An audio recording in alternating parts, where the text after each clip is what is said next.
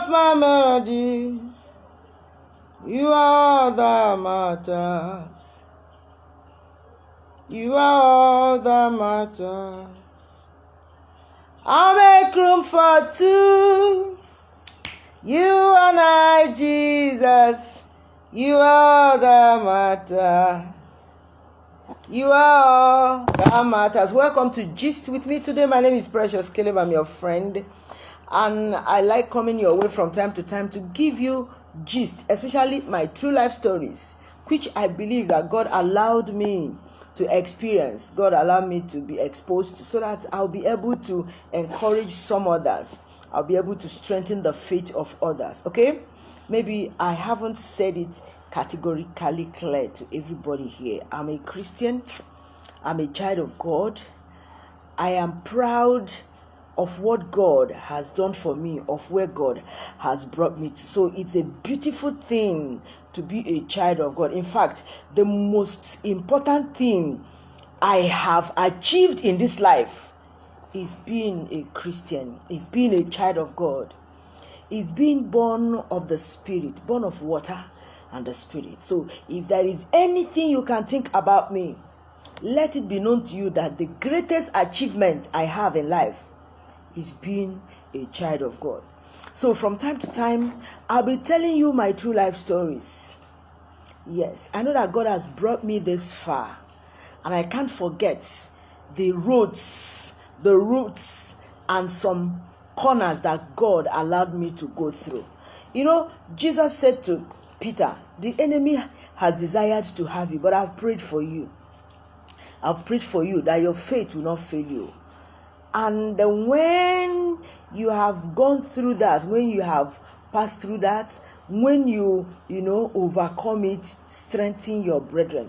So I like using my stories from time to time to strengthen the people out there, my friends, and people that are coming up, because by the grace of God, we have crossed some decades and we have seen some things. All right, so today we are looking at always fed by the unknown. Always fed by the unknown. You see, some of us, we did not, we were not born with silver spoon, and we didn't have it all. I'm seeing Chiamaka, you can agree with me that so many of us that were born in pastor's house in those days when pastoral work was pastoral work. So many of us that were born in those days were not born with silver spoon, common wooden spoon and afro. We didn't see, but we had this doggedness to become useful in life. We decided to shun so many things and pursue what we believed in. So a time came in my life, by the grace of God, I consciously gave my life to Christ. I know somebody will be wondering, how can a pastor's daughter suddenly get up and say that she's being born again? Excuse me. In God's kingdom, God does not have grandchildren. If you're not a child of God, you are not a child of God. You cannot claim to be a child of God because your parents are born again, because your parents are serving the Lord. If you are not of God, you are not of God. Even, you know that Bible said that even a time came that God was having meeting with his own people. Satan even came. So that you go to church does not mean that you are a Christian, that you're a child of God. Because even in the presence of God, Elohim himself, Satan also came and had the effrontery to have conversation with God. So that somebody comes to church and the person prays, that is communicates with God. And the person speaks in tongues, the person contributes in church, the person can do all manner of things. That is not what makes somebody a child of God. Because I'm sure that Satan is not a child of God, but Satan even attended the service where God was the presiding bishop. God was the one that convened the meeting. God was the host. God was everything in that meeting. Are you getting it now? So you cannot wonder why a pastor's child will suddenly get up and say that she has given her life to Christ, that she's now born again. It is a personal thing. It's a personal race. If you are born again, you are born again. If you are a child of God, you are a child of God. If you are a Christian, you are a Christian. Not by adoption, not by inheritance, not by acquisition. It is by grace. it is by grace. Then we manifest the grace we have received by the way we live our lives. My name is Precious Caleb. I'm your friend, and I'm happy to let you know that having Jesus in my life is the best thing I've been able to get in this life. So I'll tell you what happened to me, and it will help you. You see, sometimes in our lives, we assume that all is well with everybody around us. Or that when you go to school, that the way it is with you is the way it is with everybody in school. It is not true. When I was in secondary school, in case you didn't know, I attended St. Monica's College, so you can verify. You can just type St. Monica's College. Ask them who was Chioma Abraham then. So everything I'm telling you, there is no story there. Just verify. So I went to secondary school, and I told you some time ago that the secondary school I attended, although that was a mission school, but I didn't find it funny to express my faith. Yes, our law in that school was coming back from your house to the school, because it was a boarding school, that you're born again, hang it at the gate. Anybody that attended St. Monica's College will tell you that. Hang your born again at the gate, come inside. When we finish everything during holidays, when you're going back to your parents' house, you get to the gate, outside the gate, just carry your born again and go. So it wasn't a common thing for you to talk about being born again or to preach to somebody to be born again and things like that. So we're more comfortable. It was more comfortable to just be attending services and things like that. Okay? So me now coming out saying I was born again, and I was troubling everybody quietly, preaching Jesus to people. Sometimes then we had a particular subject we called moral instruction. From JS2, I would sneak into SS classroom or any classroom available where the teacher was not yet there. I will say, let me discuss the moral instruction with you people, and like that I will talk about Jesus, salvation, giving your life to Christ and things like that. So gradually, sometimes I won't finish the topic according to the outline. Then some will come to me and say, that thing you were saying, no, I was saying it in a different way. I'll tell the person, okay, so let's meet maybe at the dustbin side, at the abandoned toilet side. Let's go there, because you must not be caught 2 or 3 talking about born again. At that time, it was seen as a kind of fanaticism. You understand? It was seen as somebody, being brainwashed. At that time, it was like if you say you're born again, they will say that you have been brainwashed. You have been brainwashed. So at all costs, you just try to act as if you're sane, because if you talk about born again, being born again, they will say that you have been brainwashed. You understand? So that was it. We continued like that. Then my father could not understand how all of a sudden the daughter will get up and say, oh, I'm now born again. Then what has she been doing? What has she been? And what exactly had been going on? So that exposed me to lots and lots of misunderstandings. I was not understood properly, and I was terribly dealt with. Then when I was a time came, my parents said, I don't blame them at all, because what they did helped me to understand God more and appreciate their love towards me. Because my parents, they were trying to save their daughter that was, as it were, brainwashed or being led to all this born again madness. So they tried their best to tame me and the madness, but with time everybody understood that was the best choice a teenager could make. The best choice a young lady, a young boy, a secondary school child can ever make in this life. The most important decision is to be for Jesus. You like it, you don't like it, but you just have to like it, because that's the truth. So my parents did not understand that. So it was a tug of war. So the time came, they refused. They said they would not pay my school fees again. They would not pay my school fees again. Let those born again people and all the stuff, let them, those that brainwashed me, let them be paying my school fees. But now, I'm saying this because there may be somebody somewhere there who is being persecuted for her faith or for his faith in Christ, especially young ones who will say, there was nobody there now, so I decided to drop my faith. There was nobody to help me pay my school fees. There was nobody to help buy clothes for me, buy this for me. So I decided to start following boys, start following men. The Bible has made me to understand that whatever challenge you're going through, that it is common all over the world. There are some people that are facing exactly the same thing that you're facing, but not all of them are bowing to pressures. So many of them are still standing tall, telling you that egos don't bow. Did you understand? So when it got to that point, I noticed that there was nothing I could do. Choosing between my newfound faith and sponsoring my education, I said, good and fine. God will always make a way. I was still in school. I was a boarding student. So I think in my SS1, it became so serious that, as I was going back to school, I wasn't even sure of what to be eating apart from the hostel food. But I had not paid my school fees and I didn't know what to do. But I believe that God that brought me that far will be able to take care of me. That God will take care of me. Let me translate a little for those that don't understand English freely.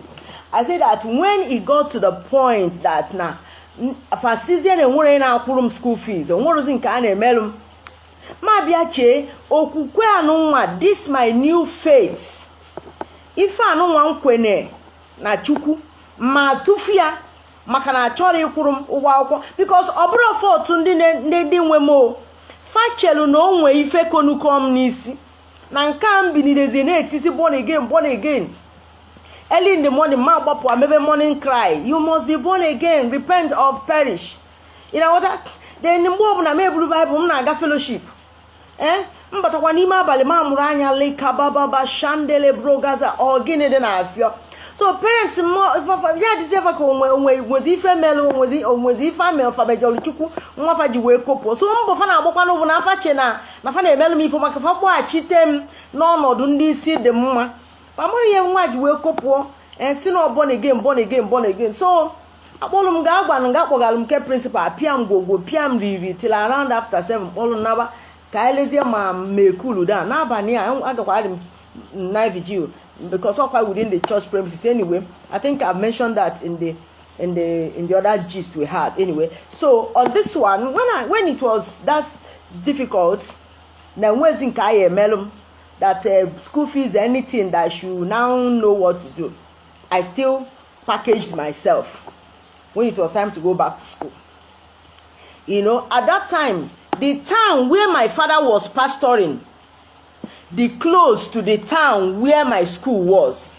Ebe my father na pastor, the Kwanso one town, the Kwanso somehow na the town where my school no. So when I finished packing my things, no school fees, nothing. Mbura at school, mnaba. I want to encourage young people here. You just have to be so determined to succeed in life. You don't have any excuse for not reaching where you're supposed to reach. That thing that looks like an excuse to you should be your prayer point, should be your major assignment. You just need to confront it. So when I didn't have money to go back to school, I didn't have money for school fees because there was nothing for me at that time, because they said they weren't going to pay anything for me again because of my born again stuff. I carried my bag happily. I thank God at least I had a school to go back to, because I like school matters. So I like going to school. I like reading. That is why at every point in time, I'm doing one academic program or the other. I just like expanding my knowledge. I like learning. So, good and fine. I carried my bag. I trekked back to school. I trekked back to my school. Yes, I trekked back. Yes, thank God I had my space in the hostel. I got to the hostel, I rested, and when it was Monday, we all started our school activities. But look at what God did for me. I told you my topic for the gist today is always fed by the unknown. Always fed by the unknown. That there was no hope of school fees. There was no hope for snacks or pocket money or what again, provisions or what. That one did not deter me from holding on to my faith as a child of God. That one did not stop me from telling people around me about Jesus. That one did not stop me from praying as much as I should. So I called it like that. I was trusting God to make a way for me, because I like a situation whereby God uses me to prove what he can do. So one day, as we're talking about school fees, nobody, GSM, there was no GSM. There was no way I could make calls or things like that. And in my school, immediately you come back to hostel, you don't go out, except there was need for you. Maybe you were so sick, then your house prefect will take you to the house mistress, the senior house mistress, to sign exit card for you, and you'll be given number of days you stay before coming back. Where if I had received that one, where would I have gone to? So I was like, God, I'm totally sold out to you. You will make a way for me. This your daughter Chioma, you will make a way for her. All of a sudden, one day I was called by the school management. I got there. They said that there is one NGO that came from USA that they said they would like to sponsor academic giants, students that are so brilliant in this school, and we have decided, we discussed with them there, and your name is there. I was, oh, great and fine. Because in my born againism, I want to use this I want to address some young people that because they are born again, they don't read, they don't do their assignments, they don't get serious with their lives. I tell you, you're not getting it. Even with my born againism and all the complications surrounding me at that time, you will not meet me without reading. You will not meet me without reading. My books, I was reading my books all the time. I told my children the other time that sometimes I will climb a tree. I'll go to school farm, climb a tree to shun any form of distraction. On top of the tree, I will stay there and read very well, and come back, and will be doing prayer. I'll be praying for people in my corner. I don't know if I'll mention some of my classmates. I will tell my classmates, my hostel mates, I'll mention with time. At my corner, some people will be sleeping. I'll be at my corner praying for some people. Serious deliverance. Because I believe that Olu Chukwu Dimpa, the work of God, to me was so important, and there was urgency attached to it. So at my corner, people will be coming, will be praying for them, be explaining the word of God to them. When others will be sleeping, we'll be trying to sort scriptures. We'll use our touch point. See what the Bible says. Okay, so like this. Now, do you want to give your life to Christ? Say, yeah, like that. So most times, knowing that anywhere people will see me at that time, they will be talking the Bible and all the stuff. I always made out time to hide and read. And anytime I won't be having people coming to my corner in the school, for prayers or things like that. While others will be sleeping, I will wake up, carry my books on the lantern and be reading, or use my torchlight and be reading. So at that, I was making good grades. Please ask of Chioma Abraham in St. Monica's College. I am talking what you can trace, so that you know that there is no excuse for you not to give your life to Christ, and there is no excuse why you, a child of God, will not be doing well academically. And anytime the school called for academic giants, I must be there by the grace of God. So when that NGO from US came looking for academic giants, they put me, and that was how my school fees got taken care of. Then how about my in SS3, the school fees did not capture registration for SSCE. What did I do? I carried my pen and paper as they're writing letters, asking for support so I could register for my WAEC. Yes, that was what I did. So sometimes when you see some of us talking tough like this, you don't know where we have been. You don't know what we have gone through. You don't know how it has been with us. If we don't tell you, you will not know. I used pen and paper and wrote to play different types of people asking for support so I could register for my WAEC in those days. How much was it, Kwan? It got to a point that one day I took permission from school. I was allowed to go out. I visited those places in one day. Piam, those places, the people that I wrote to, at one corner, in one city, I'll go meet this person.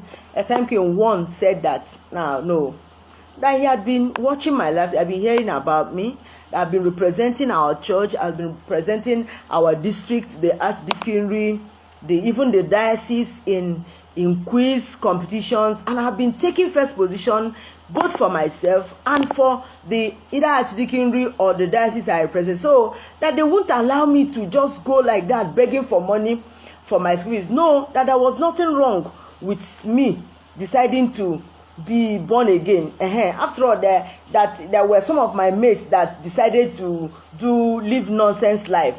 So if this is my own version of nonsense life, that the way others allowed their children to be living rascally, that I should be allowed to live my own in God. So he said he was going to take care of my studies to university level, any level I would like to get to academically. So but I should just try and tell my father to come so that they will talk face to face, man to man. Let it not be that tomorrow it will be said that he decided to do this and that. No, let my father know that somebody had decided to take care of my studies, because that was the time to my father got retired when I was in SS3, so we had issues with money also, so there was nothing that could be done, you understand? So I got home, told my father said that he will not allow any man to train his daughter while he was still alive, so that I should just wait, let him look for how to raise the money for me to register for my WAEC. So however he raised the money and gave me, I went back to school. That, by the way. So God, through the people I did not know, sent my school fees to me. Until today, I don't know the name of that NGO. I don't even know any other person they sponsored her education, because that was a girls' school. I can't even tell any other person that was in that list. All I know is that I was contacted that an NGO from USA came to sponsor some in education, and I was among those to be sponsored, and they did that. Now you wonder how I was feeding. Now let me tell you, my gist today is on always fed by the unknown. You see, if you're serving the Lord, just know that God of heaven will never abandon you. He will never abandon you. He will never abandon you. No matter how it is part time, keep trusting the Lord for provision. Keep trusting the Lord for sustenance. He has a way of doing his things. I know, when I'm in school like this. I'll be in school like this. In the morning, their students will come to school, because some living in the same village or neighboring village where my school was, will be, most of them decided to become, maybe few of them decided to be coming from home. So their students will come in the morning and come with a bag like this for me. I say, who gave you? He said that this one would tell me that as I was coming, I got to the place, one man stopped me and gave me this bag, that when I get to school, I should give to one girl called Chioma Abraham.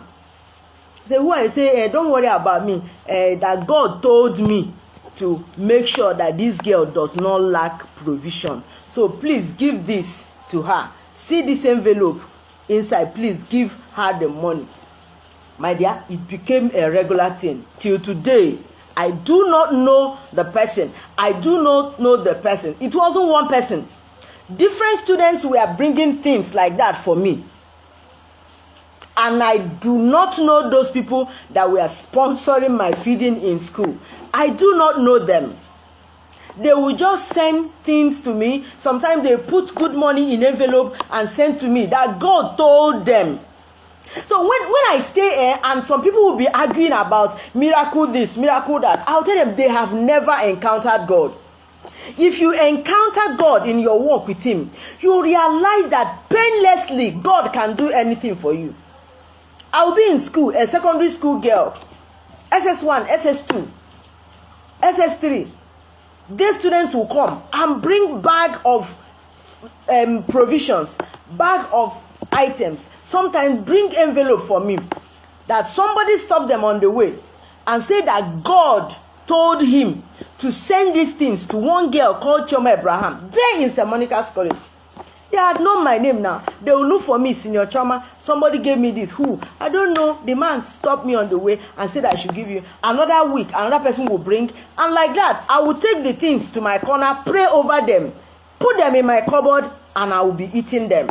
And people will be wondering how I was surviving. God was feeding me through the unknown. And by the grace of God, some students around me that by the grace of God eventually got born again, they became so close to me that they made sure I lacked nothing. Anyway, I was always fasting. I spent most of my days in a week fasting. Maybe sometimes Mondays, Wednesdays, Fridays, without anybody asking me, because I was hungry for God. I was looking for God. I was looking for God as much as I'm looking for God as I'm talking to you right now. I needed to understand God. I needed God to dwell in me. If it's possible for God to leave heaven and come and stay here, I wouldn't mind. So I was given to fasting and prayer. So most times, in the morning time, no need eating. In the afternoon time, no need eating. But in the evening time, yes, I will eat. So some of those my schoolmates that eventually gave their lives to Christ, some of them following me about, we formed prayer. We first of all formed prayer team. Few people, before we knew it, the crowd became much that we could not keep hiding successfully. We started splitting ourselves. Say this one prayer band, this one prayer warrior, this one prayer group, this one prayer team, and we're coordinating as they were praying in the school. And the people that were monitoring those causing trouble in school, they did not know. You understand now? We had different, we call this one prayer band, we call this one prayer team. I will now ask this one, hey, Kene, how is your own? Okay, fine. I'll be with you, Susan. Ogo, how far? They're fine. Your prayer weber, prayer team, prayer group, and like that. Prayer was going on in my school.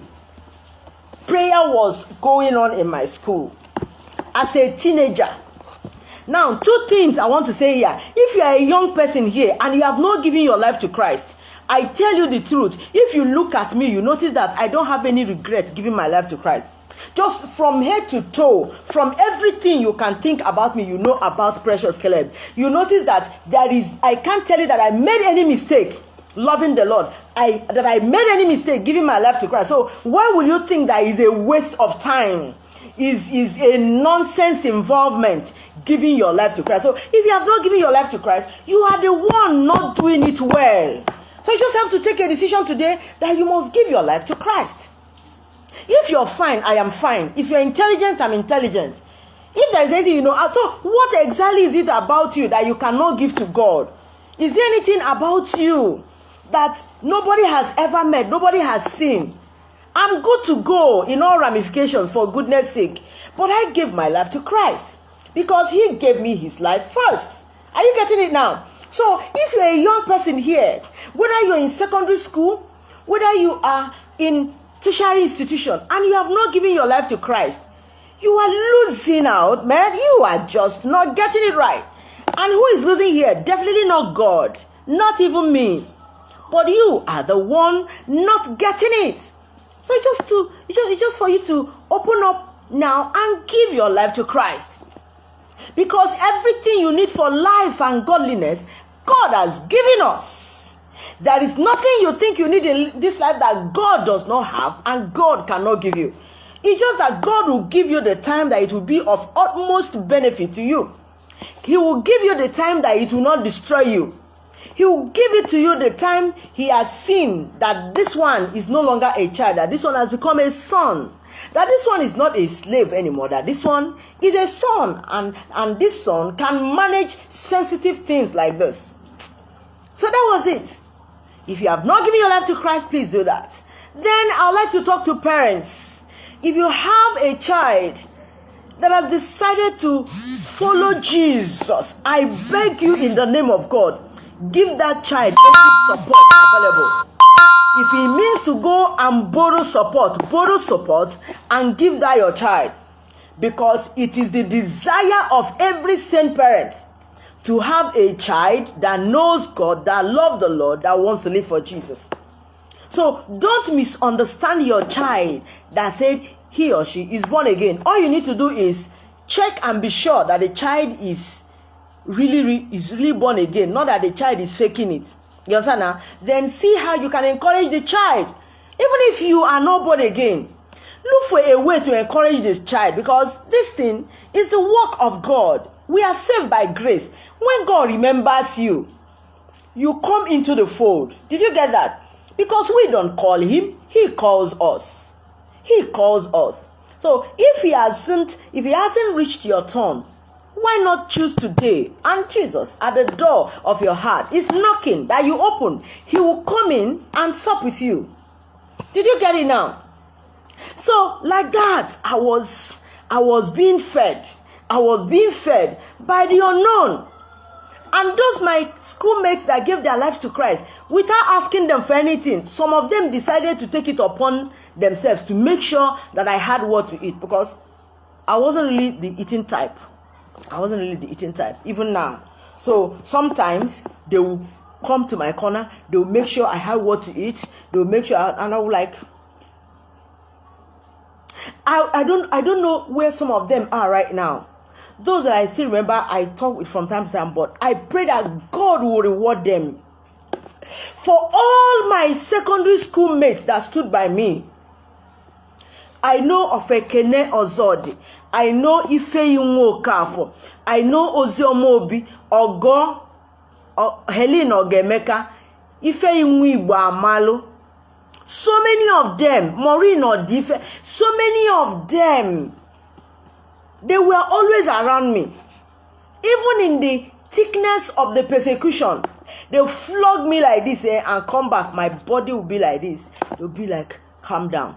Ifeyinwa will always prepare food, abacha for me, because sometimes by the time I come back to the hostel, I finish eating things like that. She will prepare abacha for me. Sometimes they were always feeding me anytime I was ready to eat. So I wasn't more like depending on anybody again. God was sending food items, was sending money, was sending gifts to me. And you know what? Even when I left secondary school, some of them followed me still. Some even followed me to university, and they would travel from wherever they would come. They will flood my house with clothes. Different types of clothes, hats, and they will be sending me money, food items. Why? I didn't ask them for that, but if you work for the Lord, God of heaven will send even raven to feed you. I told you my gist today is on fed always by the unknown. On several occasions, I've witnessed this.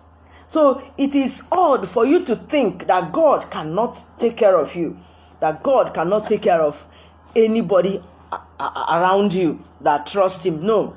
If God took care of me when nobody was ready to sponsor my education, God can as well take care of anybody that puts trust in him. You see, this season we are in, the subsidy removal, the hike in price of things, then same salary, same income, or things like that. There are some that are wondering how they are going to survive. If God helped this girl, God can help you. And I tell you that same God that helped me can as well help you. There was a day, there was time people were talking about miracle, this miracle money that is not true. Now, I'm not trying to dispute anything, but I want to tell you that I have severally witnessed this miracle money. There was a time I was to make payment for something that was hooking me badly. And that morning was the deadline for that payment, and it will affect me badly. I prayed about it and left, and the amount I needed was 50,000 naira to add up and make that payment. I think he had to do either when I started my, maybe when I started my PhD first in the early 2000, around 2000, 2014, something like that. And I needed some amount of money to add up with what I had, so I could pay acceptance fee or something like, or add up to pay fees or so. I was there, and as I left the house, was going to work. When I entered my place of work, I got an alert in my phone. I opened it. It was 50,000 naira. From who? I saw one name like that. I could not trace. And the money was paid into an account that I didn't want to use again. But that particular bank was close to my place of work. Man, I told my colleague that I was working with, please see what I've seen. And this is exactly the amount I need right now to tidy this thing. She looked at me and said, her name, Ma Unity, shouted and said, that is God in heaven. Miracle is real. I said, hold on. I'm not flying into office now. I rushed back to the house, carried the teller, went to the bank, stood there quietly. It wasn't an issue because I didn't have ATM in that bank, because when my ATM expired, I didn't want to take another because I didn't like the way they were taking my money. So I didn't want to operate in that bank again. But that day, God sent money in that account. I got to that place. I withdrew my money, went and made payment. I had peace of mind. After about 2 weeks, I got a call. Somebody said, ma, we wanted to pay some amount of money to somebody, and by mistake, I was paid to, we made a mistake at the last digit. We put it and say, I said, okay, don't worry. I didn't know the person. I say, Mama, just take your time at your own convenience, please. Just give us back. But we are not stressing you. It was a mistake. We gave somebody to go and pay, and the person, while writing, put the last digit was the wrong one, and that was your own. Have you seen? I said, okay, don't worry. I later sent the money back, because whatever that God wanted to do for me at that time, he had done it. Did you get it now? And the people were not even in a hurry. They were saying, Mama, take your time at your own convenience. And God solved that problem for me. So if anybody tells you that it is odd for such a miracle to take place, it's not true. And now you have seen how God sent money to me from the unknown. I didn't know the person. Although I used to make supplies in that particular city where they called that they made that payment from. I used to make supplies in some places, and at the end of the month and the middle of the month, they will send money to me. But I at that time, nobody I could remember was owing me. So how will money come from there? You see that kind of thing? God can always send a reverend, even a reverend, to take care of the needs of those that serve him. Sometimes you feel bad. You feel bad that your efforts, you're not getting all you're expecting. Let me encourage you once more that God is well able, is exceedingly abundantly able to supply all your needs, to make life easy. All he wants from you now, surrender totally to him and see if he will not do what man cannot do for you. There was a time I went for an interview. Those days. In fact, the first job I got after my youth service was given to me by the unknown. I was in my place. They brought a vehicle to carry me, and Piam like that gave me a job. I didn't know anything about the person. That was my first time of meeting that big man. Sent somebody, brought me Piam, and that was it. And the person started showing me guidelines, training me, and I built my career. When I was located from that place, it was still through a stranger, the unknown, that I got to another city, another state. I got to that place too. The type of job I needed, it was also an unknown that gave me the job. I went for an interview. The people that went for the interview with me, they had their people at the panel. I was a stranger. I was alone in a strange land. When it was time for the interview, they asked questions. When it was they bombarded me with questions like this. By the grace of God, I was answering all. Eventually, at the end of the whole thing, when they wanted to compile everything, one stood up and said, anyway, you did so well, but we will not be able to take you because we can't find your certificate here. What we are seeing here is statement of result, and our policy here is that we don't take those that don't have certificate. One man, one professor, I don't know his name. It's just that I know that they called him Prof there. I don't know his name. I'd never seen him before that day. And after that meeting, I didn't see him again. I did not see him again. The man stood up and said, no. We cannot disqualify. Don't worry. I know about the university she attended. No, don't worry that the certificate is there. Just that they have not yet given the students their certificate, but her statement of result is okay, has justified what she has to offer and all this. So no. Please, we are taking her. No, we cannot miss her. This and that. I was just looking at the man that I didn't know. The man was the unknown. And that was how I got the job. And when eventually I was called weeks after to come and take my appointment letter. I got to that place, I saw the appointment letter. Wow, I was happy. When I opened it, I didn't like the salary, I didn't like the offer. I told the man, sir, please, I need a job, I need a good job. I would like to work in this great place, but I'm not comfortable with this salary because what I'm earning where I am is far higher than what you're offering me. And unknown started begging me that I shouldn't worry, that I should please come, that I should take this thing, that this and that. No be you get the job, no be you employ me, no be, but why would you take it upon your head to encourage me to take the job, that this one will come, this goodie will come, this will come? Being fed by the unknown. The man persuaded me. Even when I left, he kept on calling. Please, ma, precious, don't reject that. Don't just trust me that the management will do this, will do that. I accepted to take up that because of his persuasion, an unknown. And in about 3 months, every structure changed in my favor. I tell you, God can do anything for anybody that decides to do for him. Is he even where I am now? By the unknown, God has brought me to a level where I am now. So if you're putting your trust in man, if you're putting your trust in the people around you, there will always be a time in life when they will not be there, or they will be there but they will tell you they cannot help you, or that they will not, although they can, but that they will not help you, or they will do as if they don't know what you're going through. But if God is there for you, everything you need is right there inside the God that you have. So I want to encourage you today, as much as you can, please give your life to Christ. You don't lose anything doing that.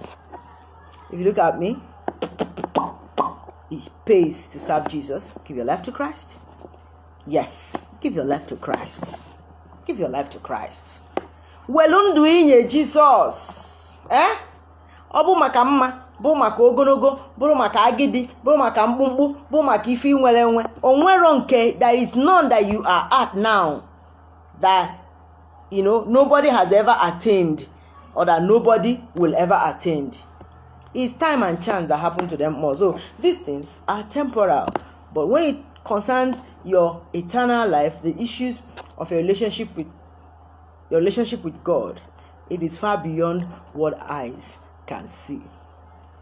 I'm your friend, Precious Caleb, and from time to time I come to give you gist, and the gist I give you now is all about how God has, through the unknown, fed me always, providing money for me in school, my school fees, my feeding, my provisions, giving me jobs. Even, in fact, the people that supply, the people I distribute their products, the companies I distribute their products, the owners of the companies I relate with, we have not met face to face, but sometimes they will move goods like this. We have not met face to face. Just one that decided to carry the company vehicle, branded vehicle, to locate me, to be sure. Say, So we have people like this. I was laughing. Yes. Have people like this, not met face to face, but some of them can carry goods like this, come and drop on me, and sometimes within hours, within a week, everything is gone, and it will be like, what type of grace is this? It is the grace that comes when you totally submit to the will of God. And I tell you, with every sense of boldness, that the best thing I have achieved in this life is having salvation, giving my life to Christ. And if you have not done that, you have not done well. So do the right thing now, and the Lord will be glorified forever in your life. The Lord bless you. Precious Caleb is my name. I'll be coming your way from time to time. God bless you. God bless you. All right.